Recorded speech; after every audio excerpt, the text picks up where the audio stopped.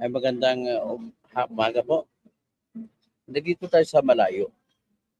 Malayong lugar sa mula sa aking laging uh, pinagbablog kung saan ako lagi nagbablog. Pero ito naman ay panahon na maghanap ng ibang lugar na para medyo hindi naman nakakasama. So dito ako nga sa isang lugar na hindi ko pa kung saan man ito ay ako lang nakakalap. Tapos,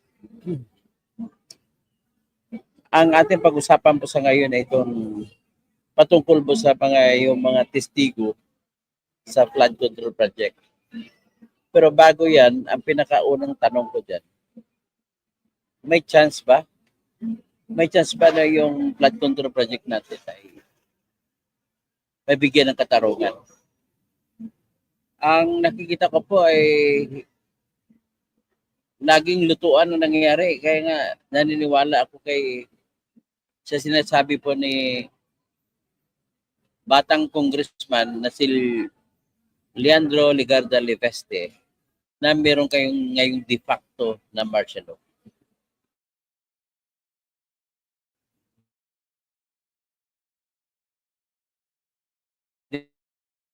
De facto na martial law, ang sense niya ganito.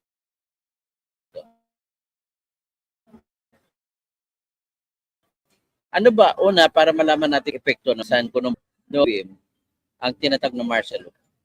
Proclamation number 1081. Well, nagulantang ang lahat kasi hindi na alam ng lahat kung anong ibig sabihin ng martial law.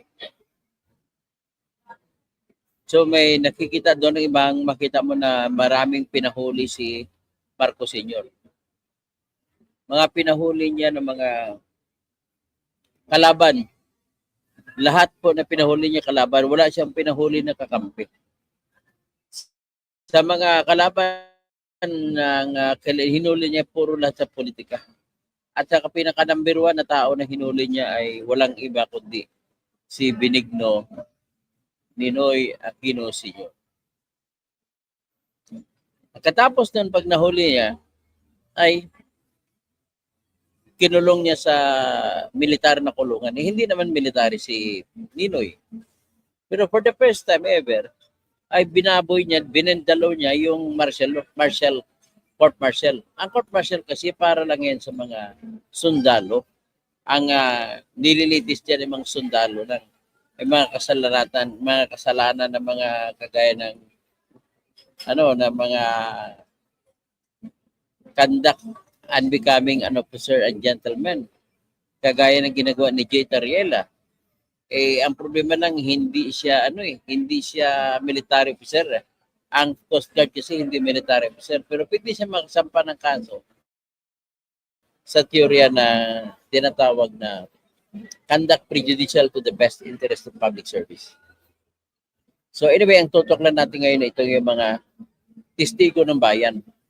Sino-sino na ba ang ginagawang testigo ng bayan? Ang ginawa so far po sa ngayon ay si Henry Alcantara na regional na district engineer ng Bulacan First District.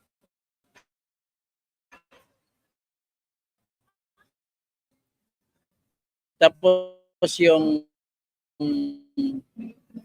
si Edlal Director Region. Tapos si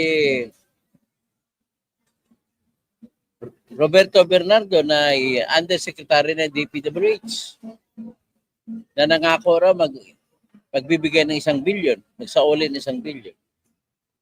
Pero kanya pangako pa lang. Pero tingnan mo naman si Henry Alcantara, nagbigay na ng 181 million, nagsauli ng 181 million.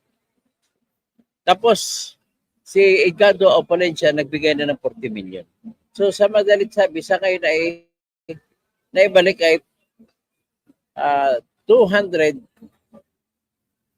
million pesos ang naibalik so far sa ngayon sa Kaban ng Bayan. Well, sino pang ba? Si Sally Sims. Si Sally sa Sims Construction. So Sally Santos. So, ang kanya naman ay wala naman tayong narinig na may sinauli siyang pera. Kontraktor siya, kagaya kay Diskaya. Pero bakit si Diskaya ay pinapaikot nila sa DOJ mula pa panahon ni Remulla, ayaw nila tanggapin si Diskaya. Sige, bago natin bistuhin ko ano mga operations nila, nais ko lamang bagitin ang aking pagkakilala kay Diskaya. Yung dalawang Diskaya mag-asawa ay sa lahat po na kontraktor, wala atang ibang kontraktor, si Sally Santos ang isa, tsaka si Wawa Builders. Pero sa lahat ng kontraktor, ito ang pinakamaraming binanggit na mga taong sangkot sa flood control. Ang pangbanggit niya ay sa pamamagitan ng pagbibigay ko noon ng pera. Siya nagbibigay ng pera doon. At may listahan siya kung magkano bigay. Malakas na ebidensya po yun. Kahit anong sabihin mo, napakalakas ng ebidensya niyan. Makukonvict yan kahit sa bribery lamang yung mga taong binabanggit nila. Lahat po ng congressman sa Quezon City, binanggit niya. 6 yung congressman sa Quezon City, pero binanggit niya lahat. Kasama niya si Franz Pumarin. Kasama din dyan ng anak ni Rapi Tulfo na si Ralph Del Tulfo na pumupunta pa ng California para mag-party, birthday party. Tumutungga ng anak na napakalaking anak, siguro yung wine glass. Multiply mo sa 5, ganun kalaki. Wine glass, wine mismo. Tapos 2 kamay, ganunin mo. 6.7 million ang binayad sa Omnia Bar sa California. Grabe ko mag-trip ito. So, isa pa dyan si Arjo Ataydi na ito yung asawa ni Maine. Nasira si Maine Mendoza dyan sa kanya. Ang mga pagpakasal nila sa Alpaland. Grabe, gastos sa flood control ng galing lahat yun. Kung marami mang pera si Maine, ay hindi sapat yung pera ni Maine Mendoza kung ikumpara mo sa pera na nanggaling sa flood control. So, nagsasamantala, kayo mga taga Quezon City, huwag nyo na iboto yan si Franz Pumarin, si Ralph Del Tulfo, si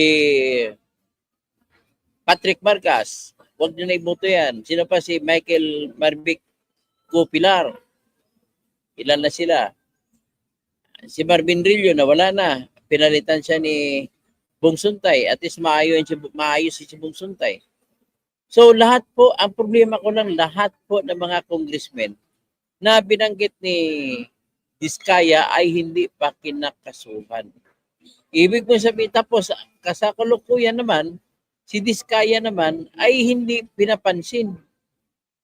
Ibig mo sabihin yan ay pinoproteksyonan nila yung 6 na congressman sa Quezon City. Maaari, pwede. Pero ang katotohanan ng buhay dyan, sa nakita ko, ay ganito po. Dali. Ganito po nakikita natin dyan. Usisain mo ang mga testigo.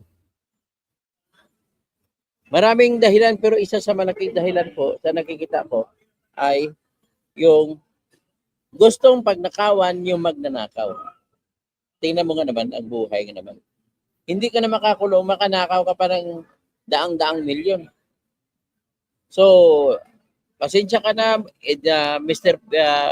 Prosecutor Richard Padulyon, sino pang isa, si DOJ Secretary Frederick Viado, sino pa mga tao no dyan, isa lang po ang nangyayari, ang katotohanan dyan. Pera-pera lang yan. Pinagnanakawan nyo yung mga magnanakaw. Pag nagbigay sa inyo ng pera ang mga magnanakaw na yan, kagaya kay Henry Alcantara, si Roberto Bernardo, si Salis Santos, at saka si Edgardo Oponencia, ibig sabihin po, binigyan kayo ng pera, hiwalay pa yung perang sinauli. At may natira pang pera sa kanilang mga kamay. Ganun po yan. So, ibig sabihin po, dito yung abuso na nakikita natin eh. Yung witness protection program natin ay lantad po siya para madaling diskartehan ng mga tiwali ng mga DOJ officer. Alam mo kung bakit? Sa ilalim po ng batas, sa ilalim ng batas ng witness protection program ay DOJ lamang ang magdesisyon. DOJ lamang magdesisyon. Hindi ba yan ay ano? Yan ay unconstitutional? Labag sa konstitusyon? Ngayon, nais ko lang idiin po na ang aking nasagap na balita, talaga po na ginagawa nila ay may sindikato sila dyan na DOJ lang magsasabi kung sino ang pwedeng magiging state witness kapalit ng bigyan sila ng pera. Halimbawa, kagaya kay Henry Alcantara, nagbigay siya pauna na 40 pauna na 110 million, 111 million. So,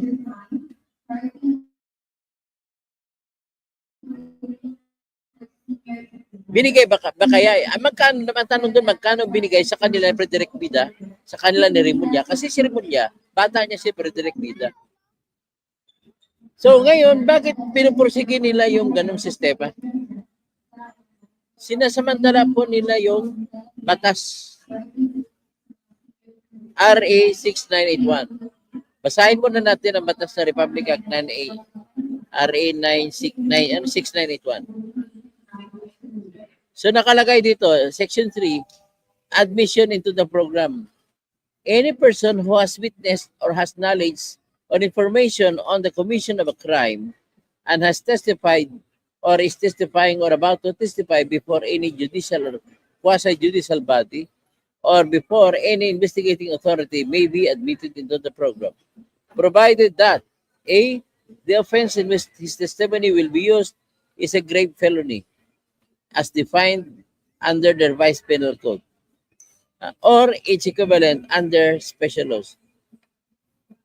Letter B, his testimony can be substantially corroborated in all material points to be corroborated by other witnesses.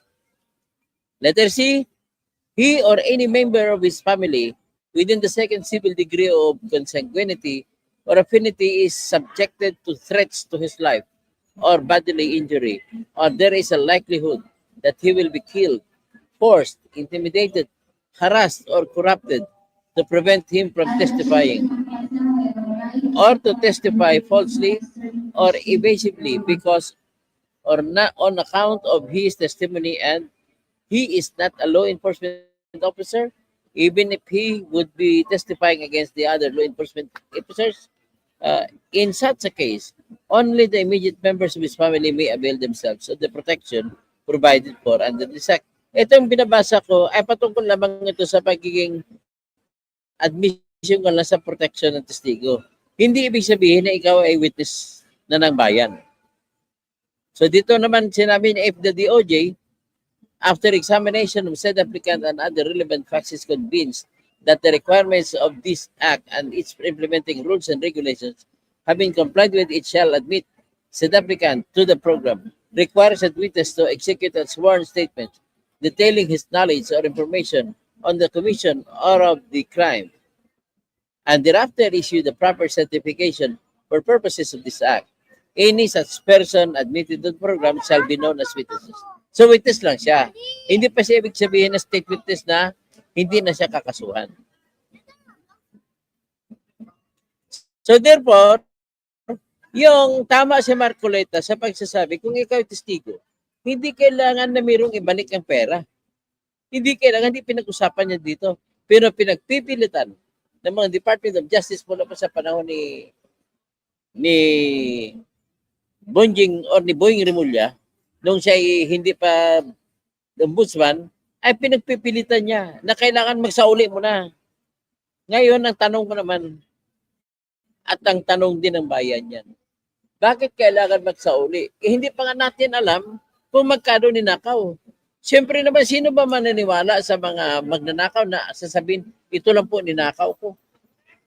Walang maniniwala, maliban lamang to sa magnanakaw rin ang tinatanong mo. So, ibig sabihin po, sa grupo nila ni Remulla, ang ginagawa nila, kinukunan nila ng pera, mga nagsauli ng pera at palabasin na state witness at hindi na makakasuhan. So, kapalitan, magsauli sila ng pera kagad at magbigay nila ng pera para sa kanila. Hiwalay na pera yung ibubulsa nila ni Boying. Ngayon, nagtataka ka bakit nung umalis si Boying Remulla, pumunta siya sa DOJ, bakit ayaw niyang ipa-appoint kay Bongbong Marcos yung ibang tao para magiging Department of Justice Secretary? Ba't gusto niya ay acting si Frederick Bida? Wala akong nakikita ng ibang kasi bata niya sarado si Frederick Bida na dating mayor ng Mendez Nunez sa Cavite. So, ngayon, kung yun ang ilalagay niya, makakasiguro si Remulla na yung lahat ng kikitain mula sa Witness Protection Program ng mga isasauli ng mga testigo na pera ay hindi mawawala. Magkakaroon pa rin siya ng partida. So, tingnan natin dito. May tinatawag na memorandum of agreement with the person to be protected. So, ang problema ko lang dito,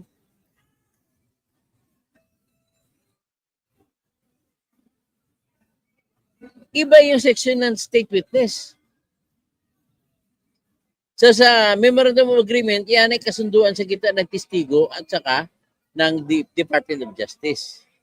So, ibig sabihin dito, tama ba ito na Department of Justice lang mag-decision tapos dadalhin sa usapin na Section 10, state witness, at kung maging state witness ka, hindi ka na magkukulong. So, kapalit ng, halimbawa, nagnakaw ka ng 3 billion, isinauli mo yung 200 million, binigyan mo na si Remulla ng 100 million, hindi may tatakbo ka pa, hindi ka pa makukulong. Ganun po nangyayari sa atin.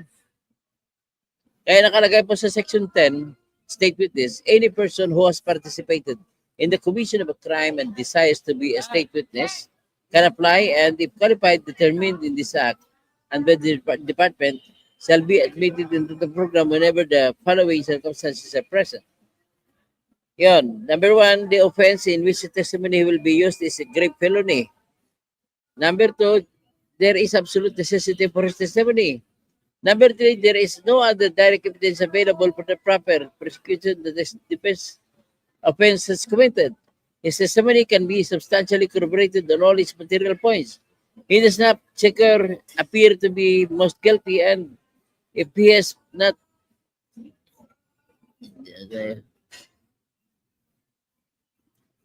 accused discharged from an information criminal complaint by the court in order that he may be a state witness pursuant to Section 19 and Rule 119 of the Revised Penal Court, rules of court of the court, may upon his petition be admitted to the program.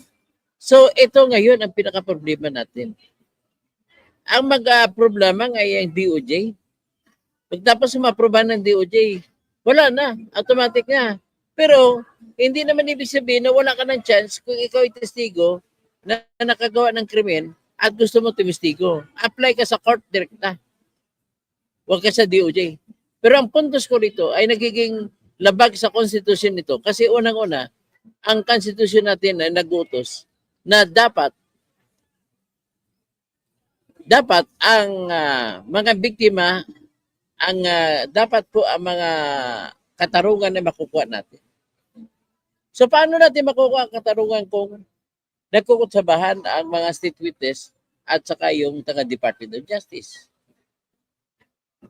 Di ba? Ganun talaga ang pinaka-problema natin. So, as of now, I am saying na talagang ipaglalaban nila ni Boying Remulla kasi kasabat pa rin si Boying sa diskarte nila na kukunan. Sa ngayon, nabigay si Edgardo Opolencia, 40 million. Magkano kayo ninakaw ni Opolencia? Hanggang ngayon din natin alam.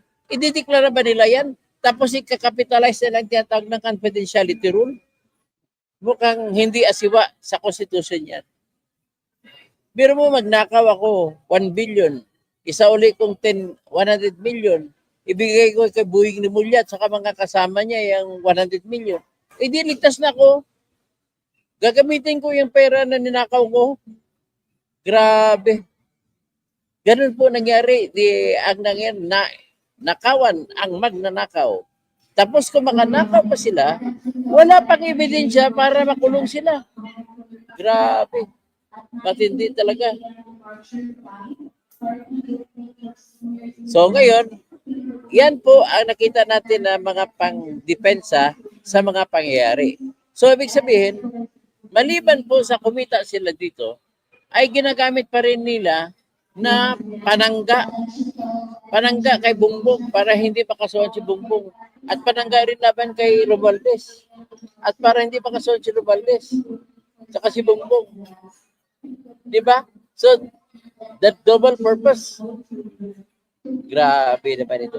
Kikita ka na, sasanggain mo pa si Bongbong, at saka sa gana naman, o sa side ng mga nabigyan ng pagkakataon, kikita sila na malaki. Akalain mo, para naghatag lang sila. So, paano natin yan? Ipapalab talaga natin ito sa susunod na pag-usapan natin ng gusto. Ngayon, hanggang ngayon po si Diskaya ay hindi inaprubahan. Kasi wala siyang alok na paunang alok. So, paano na ngayon yan? Kasi ang katwiran naman ni Diskaya, mga lehitimo daw ang kanyang mga proyekto. Ngayon, hindi naman ako maniwala dyan. Pero kung magiging honest ka lang, tutulungan pa kita. Sige, nandyan na muna tayo ngayon, no? At magandang umaga. Nandito tayo sa malayo. Siyempre, maraming mga maghingi ng balato dyan sa kanila. Frederick Vida, I'm asking you, ano nangyari dito? Richard Padulyon, magkano kinita niyo ni Vida? At magkano binigay niyo kay Remulla? Kasi si Remulla, bilang ombudsman, lahat ng mga kaso na i-prepare sa Department of Justice ay ipapasa sa ombudsman. Si Remulla din na magdidesisyon. Nako. Ganun nga mangyari. Okay, mag-shoutout lang muna ako, ha? Dennis Kausing, kapatid ko. Si Galaxy, good morning po, sir. Watching from Singapore. MC Kaasi. Kinikilan. Tama, yan, tamang term, kinikilan. Kinikilan. Mas importante sa kanila yung pera. Doble kita sa pagbayad. Sila, bayad ni BBM, lagay na ng mga witness, pati mga pangasangkot na congressman. Okay, sino pa? Encantadios. Ano daw, ha? Basura. Anong ibig sabihin? Smell Bikilyo. Balato naman dyan. Si Rodster, puro pagkakutsaba.